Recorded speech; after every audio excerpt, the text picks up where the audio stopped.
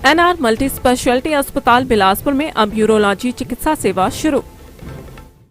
हिमाचल परिवहन सेवानिवृत्त कर्मचारी कल्याण मंच हिमाचल प्रदेश कार्य समिति की बैठक प्रदेशाध्यक्ष बलराम पुरी की अध्यक्षता में हमीरपुर में हुई। इसमें एचआरटीसी पेंशनरों की पेंशन व लंबित वित्तीय लाभों के बारे में चर्चा की गई।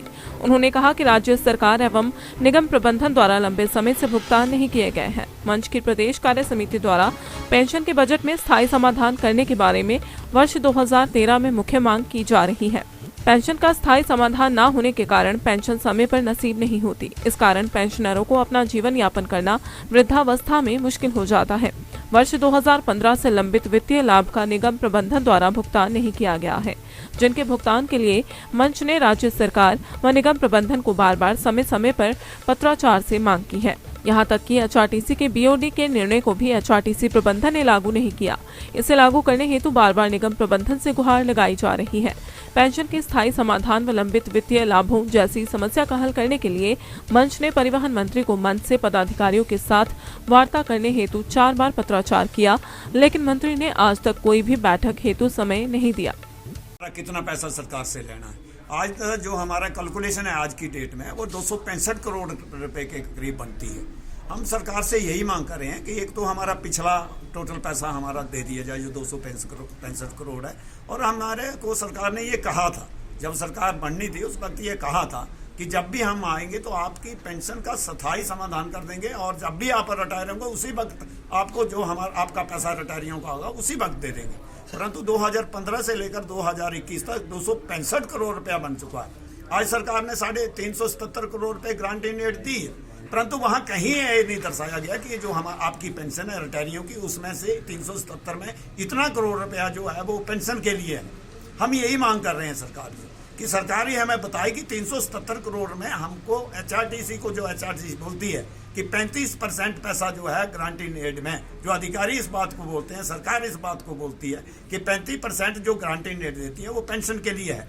परंतु सरकार अगर इस बजट में उन्होंने क्यों नहीं दर्शाया कि ये 377 करोड़ में ये इतना परसेंट हमारा 132 करोड़ रुपए बनता है 377 में से, तो वो सरकार बजट में क्यों नहीं दर्शा रही है कि 377 में 132 करोड़ रुपया जो है वो सरकार का है या पेंशनरों का है, इसमें से ही 132 करोड़ रुपए से पेंशन को सुविधा दी जाएगी। सर आपका नाम?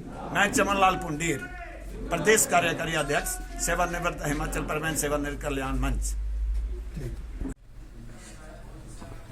प्रदेश स्तरीय बैठक रखी, क्या मुद्दे थे इसमें बताएं आप? आज हमारा मुद्दा सिर्फ पेंशन का है और पेंशन जो हमें सरकार देती है उसमें मेन मुद्दा है कि जो हमें समय पे पेंशन नहीं मिलती थी उस पे हमें सरकार से अनुरोध कर रहे हैं कि हमें समय पे पेंशन मिले और जो भी हमारे रिटायरी पिछले रिटायरियों के वित्तीय लाभ हैं जो कि 2015 से लेकर आज दिन तक लोगों के ड्यूज़ हैं, कोई ग्रेजुटी है, लिव इनकैशमेंट है, डीए का एरियर है, करोड़ों के हिसाब से लोगों ने पैसा सरकार से लेना है।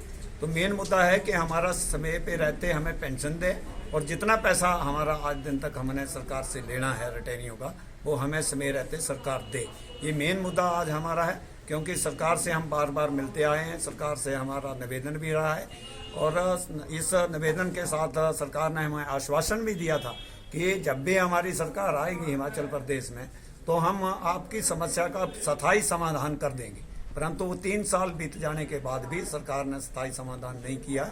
हम सरकार से बार बार ही निवेदन कर रहे हैं कि ऐसा ना हो कि आने वाले समय में सरकार के लिए जो हमारे हिमाचल परिवहन सेवानिवृत्त कर्मचारी हैं वो सरकार के लिए कोई घातक कदम उठाएं जिससे सरकार की बदनामी हो और इस उम्र में, इस पड़ाव में, बुढ़ापे में लोग तंग हों।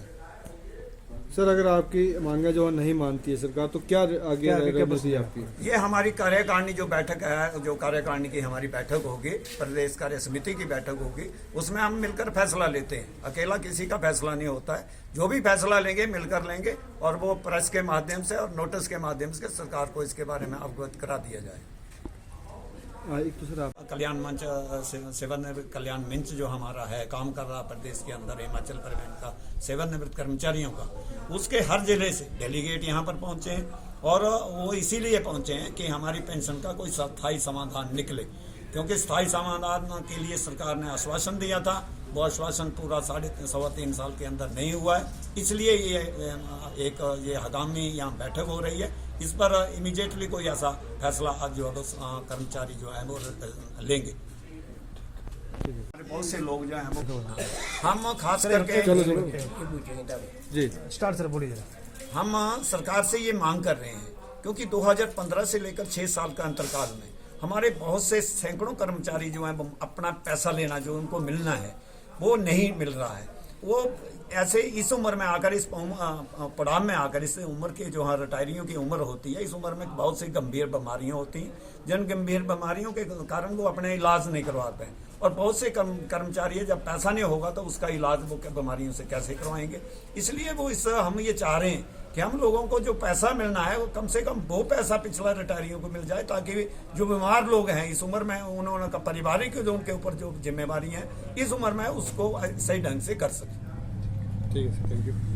दिव्य हिमाचल टीवी के लिए हमीरपुर से मंगलेश कुमार के साथ ऋषभ ठाकुर की रिपोर्ट। एनआर अस्पताल बिलासपुर में अब गुर्दे की पथरी, prostate, kidney stone, kidney cancer या फिर पेशाब की थैली से संबंधित बीमारियों का उपचार शुरू। एक ही छत के नीचे सभी चिकित्सा सुविधाएं, 16 slice CT scan, CT angiography, surgery, medicine, ortho, child, eye, gynae के अलावा फिजियोथेरेपी, दूरबीन से नाक, कान, गले के operation, speech therapy, hearing aid, चर्म रोग विशेषज्ञ सहित अन्य स्वास्थ्य सुविधाएं उपलब्ध हैं।